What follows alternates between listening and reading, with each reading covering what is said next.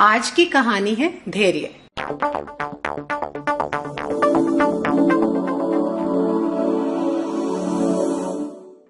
एक बकरी थी और एक उसका मेमना।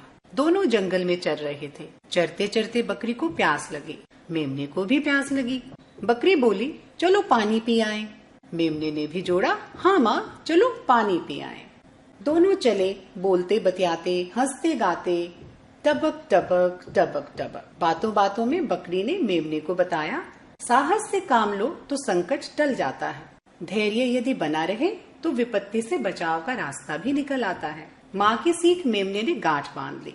दोनों नदी तट पर पहुँचे। वहाँ पहुँचकर बकरी ने नदी को प्रणाम किया, मेमने ने भी नदी को प्रणाम किया।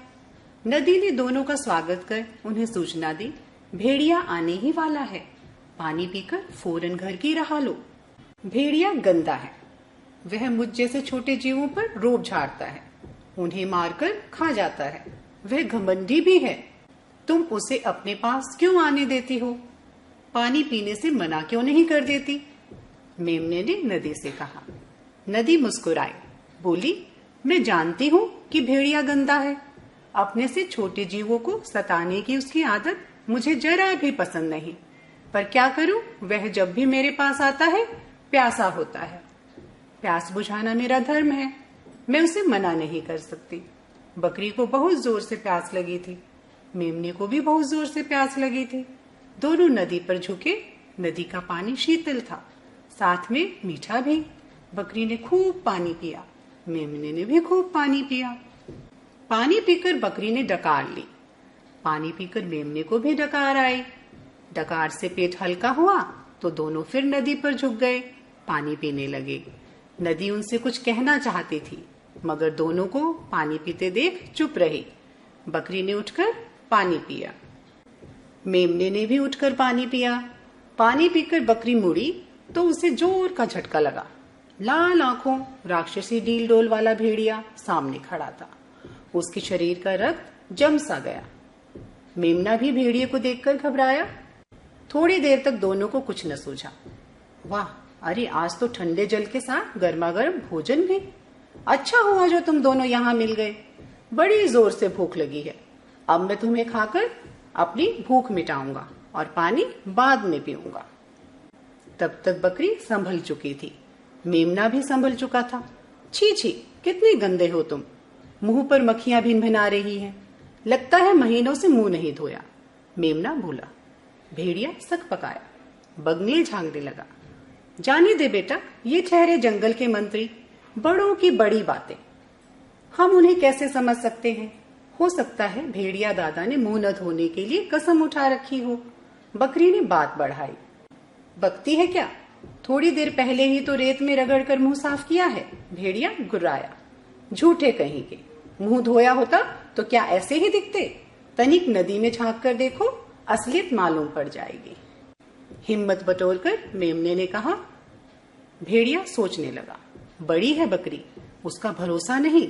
यह नन्हा मेमना भला क्या झूठ बोलेगा। रेत से रगड़ा था, हो भी सकता है वहीं पर गंदी मिट्टी से मुंह सन गया हो। ऐसे में इन्हें खाऊंगा तो नाहक गंदगी पेट में जाएगी, फिर नदी तक जाकर उसमें झांक कर देखने में भी कोई हर्जा नहीं। ऐसा संभव नहीं कि मैं पानी में झांकूं और ये दोनों भाग जाएं। भागकर जाएंगे भी कहाँ, एक झपट्टे में पकड़ लूंगा। देखो, मैं मुंह धोने जा रहा हूँ, भागने की कोशिश मत करना, वरना बुरी मौत मारूंगा। भेड़िए ने धमकी दी। बकरी हाथ जोड़कर कहने लगी, हमारा तो जन्म ही आप जैसों की भूख मिटाने के लिए हुआ है।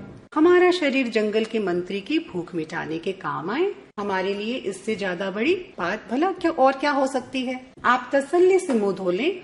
यहाँ से 20 कदम आगे नदी का पानी बिल्कुल साफ है, वहाँ जाकर मुंह धोएं।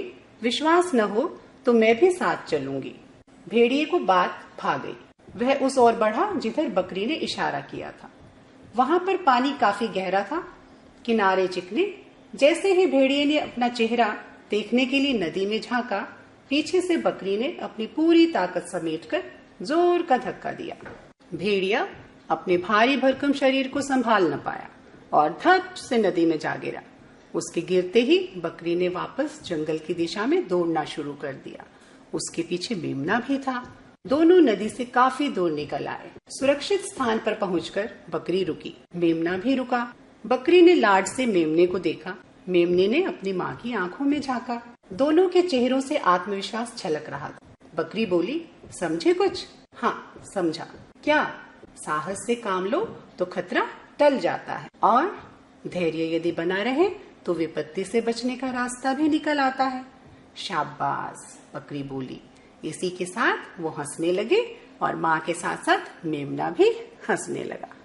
एक नई कहानी के साथ हम फिर मिलेंगे। धन्यवाद।